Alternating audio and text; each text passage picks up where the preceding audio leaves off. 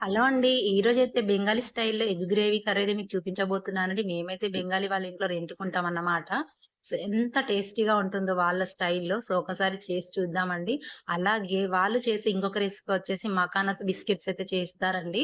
మకానా గోధుమ పిండి వేసి. సో, అవి కూడా ఎలా చేయాలో ఈ వీడియోలో మొత్తం చూసేద్దామండి. ముందైతే నేనైతే ఎగ్ గ్రేవీ కర్రీ అయితే చూపించబోతున్నానండి. ముందైతే ఒక కడాయి పెట్టుకొని అందులో కొద్దిగా ఆయిల్ వేసుకొని అందులోనైతే మసాలాలంటే అదేనండి. ఒక 3 లవంగాలు, 4 యాలకులు, అలాగే ఒక స్టార్ పువ్వు వేసుకొని చక్కగా ఫ్రై చేసుకొని, నెక్స్ట్ అయితే ఒక 2-3 ఉల్లిపాయలైతే వేసుకోవాలి. ఈ విధంగా పొడుగుగా కట్ చేసుకొని అయితే అందులో వేసుకోవాలండి. చక్కగా పచ్చి వాసన పోయేంత వరకు ఫ్రై చేయాలి. బాగా ఫ్రై చేయాల్సిన అవసరం లేదండి. కొద్దిగా మగ్గిపోతే సరిపోతుందండి.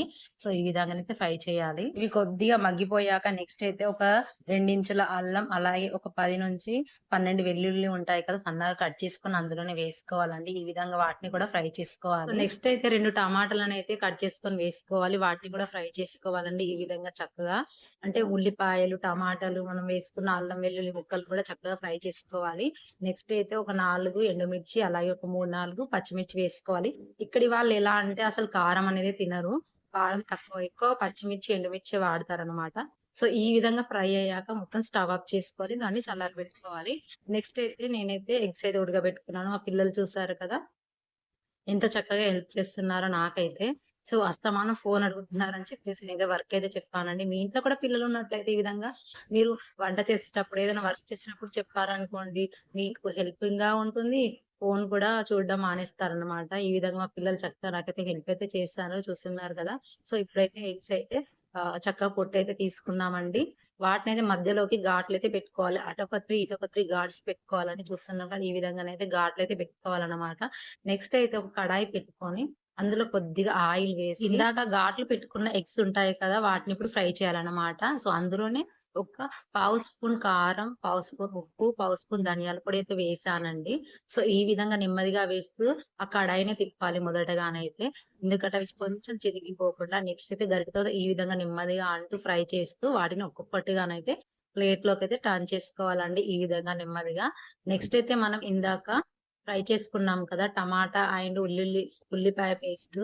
సో, దాన్నైతే ఇప్పుడు మెత్తగా మిక్సీ పట్టుకోవాలి. మెత్తగా అంటే కొంచెం కావాల్సుంటే కొంచెం వాటర్ ఒక హాఫ్ గ్లాస్ వాటర్ కూడా పోసుకొని మీరైతే చక్కగా మిక్సీ పట్టుకోవచ్చు. హాఫ్ గ్లాస్ అంటే పెద్ద గ్లాస్ కాదండి. ఒక టీ గ్లాస్ అన్నమాట. సో, నెక్స్ట్ అయితే కడాయి పెట్టుకొని అందులో మళ్ళీ కొంచెం ఆయిల్ వేసుకోవాలండి. సో, మా పిల్లలైతే ఇప్పుడు వచ్చేసారన్నమాట ఎగ్స్ కోసం. నేను అప్పటికే అనుకుంటున్నానండి. ఎగ్గు కావాలని వచ్చాడండి. "వెళ్ళురా, వెళ్ళురా" అంటే కూడా వెళ్ళట్లేడన్నమాట. అమ్మ ప్లీజ్, ప్లీజ్ మమ్మీ అంటూనే ఉన్నాడు. సో, అక్కడికి నేను కొంచెం ఒక ఎగ్ ఉంటే తీసి ఇద్దరికైతే ఇచ్చానన్నమాట. అప్పుడైతే కిచెన్‌లోకైతే వెళ్ళిపోయారు. థాంక్ యూ మమ్మీ అని చెప్పుకుంటూ. నాకు తెలుసు వాళ్ళ గురించి. సో, అలా ఉంటుందండి. మనమైతే షూటింగ్ చేసేటప్పుడు, వీడియో తీసేటప్పుడు. సో, వెళ్ళిపోయారు ఇప్పుడైతే.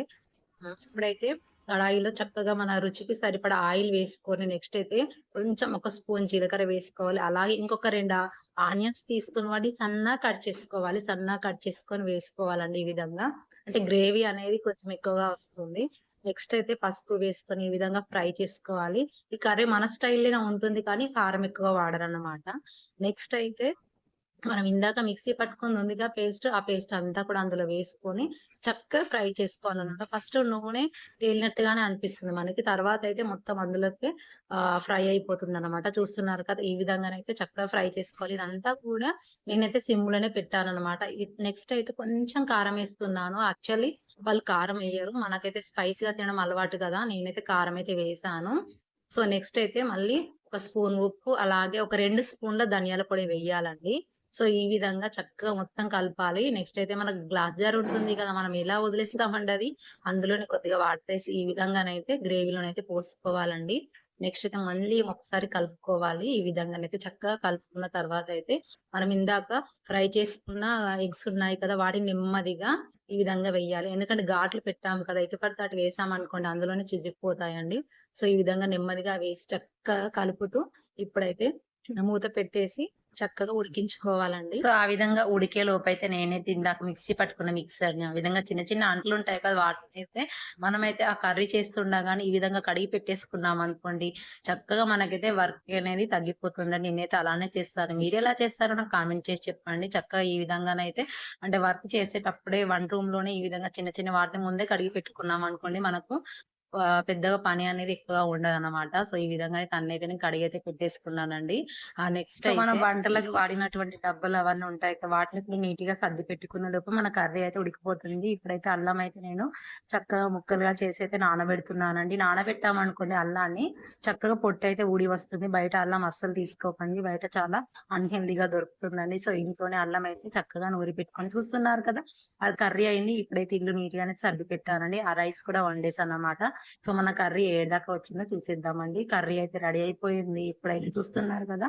ఆయిల్ అయితే చక్కగా పైకొచ్చేసిందండి. ఎంత చక్కగా అయిపోయిందో. ఈ విధంగా అడుగంటకుండా మధ్య మధ్యలో తీస్తూనైతే కలుపుతూ ఉండండి. ఈ విధంగా చేశారంటే సూపర్‌గా టేస్టీగా ఉండే కర్రీ అయితే వస్తుంది. ఈ విధంగానైతే బెంగాలీ వాళ్ళు చేసే కర్రీ అయితే ప్రిపేర్ చేశానండి. చూస్తున్నారు కదా! ఎంత బావుందో చూడ్డానికే.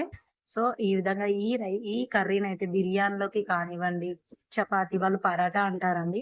ఆ పరాటాలోకి కానివ్వండి, అలాగే పూరీలోకి కానివ్వండి తిన్నామంటే ఆహా! మర్చిపోలేమండి. ఆ టేస్ట్ అయితే చాలా బావుంటుందన్నమాట. స్టవ్ ఆఫ్ చేసుకొని, కొంచెం కొత్తిమీర వేసుకొని, కాసేపు ఆగి, కొంచెం సెమీ వేడిగా ఉన్నప్పుడు తిన్నామంటే ఆహా!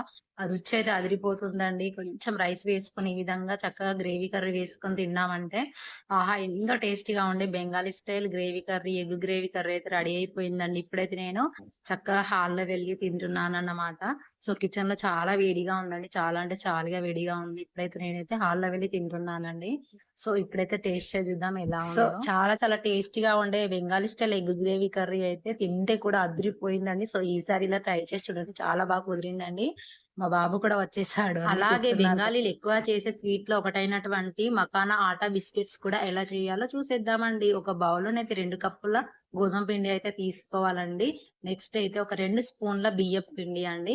నెక్స్ట్ అయితే ఒక మిక్సీ జార్ తీసుకొని అందులోనైతే ఒక కప్పు వరకు అంటే 2 కప్పుల గోధుమ పిండికి ఒక కప్పు షుగర్ అన్నమాట. అందులో ఒక 2 ఇలాచీలు అలాగే ఒక కప్పు మకానా వేసుకొనైతే మిక్సీ పట్టుకోవాలండి. చూస్తున్నట్టు ఈ విధంగా స్మూత్‌గానైతే మిక్సీ పట్టుకొని ఈ మిక్సీని కూడా అందులోనైతే వేసేయాలన్నమాట. మన గోధుమ పిండిలో వేసుకొని అందులోనైతే కొద్దిగా నువ్వులు వేసుకోవాలి. బెంగాలీలో ఎక్కువ నువ్వులు వాడతారండి. నల్ల నువ్వులు వాడతారు వాళ్ళైతే. సో, ఈ విధంగా కలుపుకొని కొంచెం చిటికెడంతా సాల్ట్ వేసుకోవాలండి టేస్ట్ కోసం.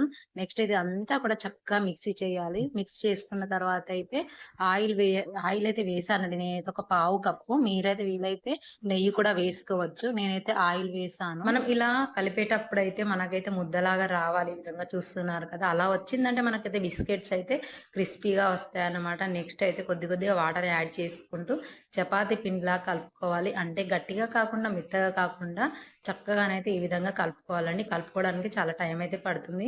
నెమ్మదిగానైతే ఈ విధంగానైతే కలుపుకోవాలని చూస్తున్నారు కదా! ఈ విధంగా పూర్తిగా కలుపుకున్నాక ఇదంతా ఈ పిండిని కొంచెం ఒక 20 నిమిషాలైతే పక్కగా పెట్టుకోవాలి. చక్కగా నానుతుంది మనకైతే. చక్కగా బిస్కెట్స్ అయితే వస్తాయన్నమాట. 15 నిమిషాల తర్వాత అయితే చూస్తున్నారు కదా! ఈ విధంగానైతే అయిపోయిందన్నమాట. అంటే షుగర్ మొత్తం చక్కగా కొంచెం మెల్ట్ అయిపోతుంది. సో, ఈ విధంగా కొంచెం కొంచెం లావుగానే తీసుకోవాలి ఒక్కొక్క ముద్ద. తీసుకొని ఫ్లోర్‌కైతే కొంచెం ఆయిల్ అప్లై చేసి చూస్తున్నారుగా ఈ విధంగా ప్రెస్ చేస్తూ ఒక కోల సహాయంతో ఈ విధంగానైతే చక్కగా రౌండ్‌గా చేయాలి. మరీ చపాతీలా కాకుండా కొంచెం లావుగానే ప్రిపేర్ చేయాలి. అప్పుడే క్రిస్పీగా వస్తాయి మనకైతే మకానా ఆటా బిస్కెట్స్. ఈ విధంగా రౌండ్‌గా చేయాలనమాట.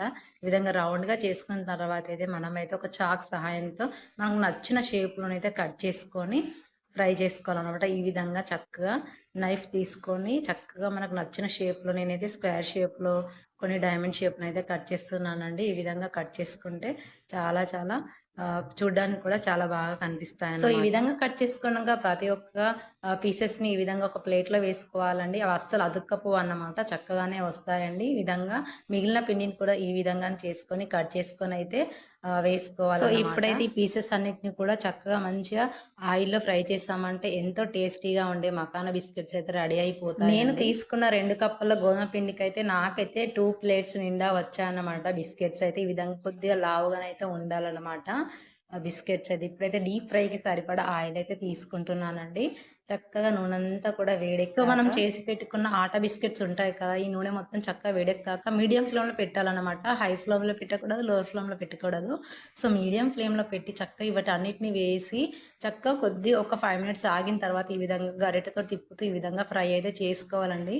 స మీడియం ఫ్లేమ్‌లోనే పెట్టండి. హైలో మాత్రం పెట్టకండి. క్రిస్పీగా అప్పుడే వస్తాయన్నమాట. చూస్తున్నారు కదా! రంగు ఎంత చక్కగా ఈ విధంగా గోల్డెన్ కలర్‌లో వచ్చాకైతే మనమైతే ఒక ప్లేట్‌లోకి తీసుకోవాలండి. చూస్తున్నారు ఎంత చక్కగా వేగిపోయాయో. సో, చాలా చాలా టేస్టీగా ఉండే మక్కానా ఆటా బిస్కెట్స్ అయితే రెడీ అయిపోయాయండి. చూస్తున్నారు కదా! చూడ్డానికి ఎంత బాగున్నాయో, చాలా క్రిస్పీగా ఉన్నాయండి. సో, ఈ విధంగా చేసి పెట్టారంటే మీ పిల్లలు కూడా చాలా ఇష్టంగా తింటారండి. ఒకవేళ మీకు నచ్చకపోతే ఆహ్, షుగర్ ప్లేస్‌లో బెల్లం కూడా యాడ్ చేసుకోవచ్చండి. మిగిలినవయి కూడా నేను వేశానండి. ఈ విధంగా అన్నిటిని కూడానైతే ఫ్రై చేసి పెట్టుకున్నామండి. సో, ఇదండి ఇవాల్టి రెసిపీస్ అన్నమాట. సో, మీకు ఇందులో ఏ రెసిపీ నచ్చిందో తప్పకుండా కామెంట్ చేయండి. అలాగే ఈ బెంగాలీ స్టైల్ రెసిపీస్ మీకెలా అనిపించిందో కామెంట్ చేయండి. అలాగే చూసిన ప్రతి ఒక్కరు కూడా ఒక లైక్ ఇచ్చి నన్ను సపోర్ట్ చేయండి. ఇప్పుడే కొత్తగానైతే ఛానల్ స్టార్ట్ చేశాను కదా! ప్లీజ్ మీ సపోర్ట్ నాకు చాలా చాలా ముఖ్యమండి. ఒక లైక్ ఇచ్చి సబ్స్క్రైబ్ చేయడం మాత్రం మర్చిపోకండి. అలాగే మీకు మంచి మంచి రెసిపీతో యూపీ స్టైల్ అలాగే బెంగాలీ స్టైల్ రెసిపీస్‌తో మళ్ళీ మళ్ళీ మీ ముందుకైతే వస్తానండి. ప్లీజ్ ఒక లైక్ ఇచ్చి సబ్స్క్రైబ్ చేసుకోండి. ఉంటాను.